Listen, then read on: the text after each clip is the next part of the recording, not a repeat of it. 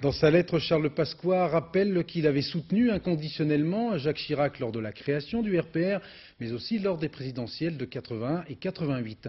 Récit d'une amitié de 30 ans avec Carole Comon. Pasqua-Chirac, l'histoire est ancienne.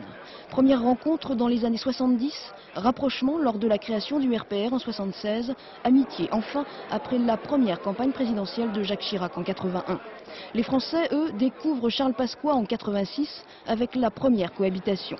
Il devient ministre de l'Intérieur dans le gouvernement de Jacques Chirac qui apprécie ses services rendus, sa fidélité et son sens de l'organisation. Charles Pasqua, figure centrale de la campagne présidentielle de 88, qui se soldera par l'échec. Vient ensuite le temps des divergences.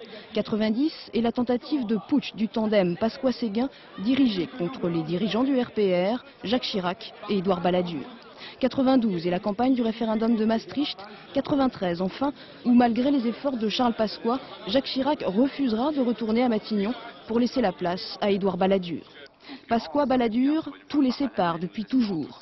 Mais Charles Pasqua retrouve le ministère de l'Intérieur et une nouvelle popularité. J'ai, paraît-il, moi aussi un petit matelas, comme dirait M. Barre, de Français qui m'accordent quelque confiance.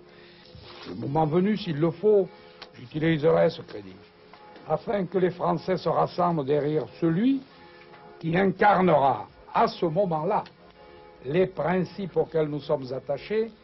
Après avoir longtemps fait mine d'hésiter, Charles Pasqua vient donc officiellement de trancher en faveur d'Édouard Balladur. La rupture avec Jacques Chirac est aujourd'hui consommée. L'ancien président du RPR doit désormais se sentir bien seul.